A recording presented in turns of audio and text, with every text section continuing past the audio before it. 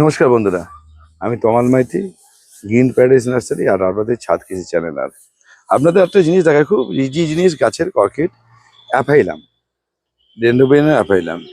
এটা দিন 15-20 থাকে, মাসখানিক অবধি থাকে, এর বেশি থাকে না। এটা এটা যখন এই সময়টা ফুল হয়, মাথার বিনুনির মধ্যে দেখেছেন এ মানে এখন এটা বৃষ্টি পড়ার পর নষ্ট হয়ে গেছে, দাগ এসেছে।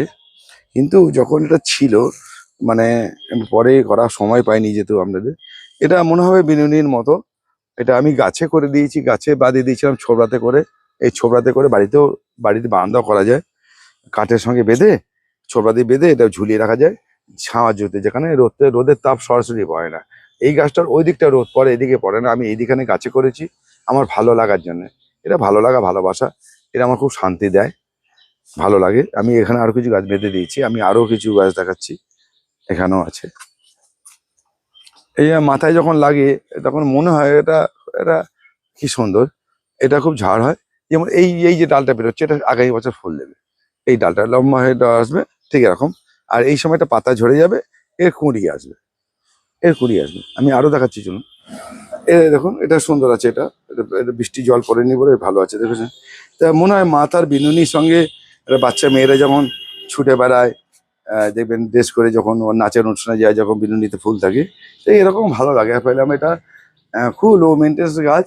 একবার গাছের সঙ্গে ধরে নিতে পারলে, যে কোনো, এখানে আমি করেছি, এটা অ্যালামুন্ডা গাছ, এটা অ্যালামুন্ডা।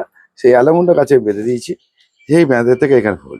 তা এটা কিন্তু এই সময়টা হয়, এই ফেব্রুয়ারি মার্চে হয়। এই ফেব্রুয়ারি মার্চে এই ফুলটা দেয়। সারা বছর এটা পাতা থাকে, দেখতেও ভালো লাগে, সুন্দর সবুজ পাতা থাকে। যেমন এইটা, এর পাতা হয়ে যাবে, আবার গাছ বেরোবে। এই যে পাতা বেরোচ্ছে না, এটা সুন্দর করে, এটা দেখতেও ভালো লাগে। এখান থেকে ডাল বেরোবে, পাতা বেরোবে, আর মনটাও ভালো হয়ে যায়।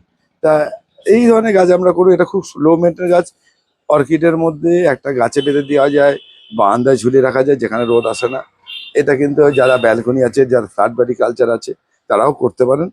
আলোটা চাই, ফ্রেশ আলো, রোদের তাপটা ডাইরেক্ট পড়বে না।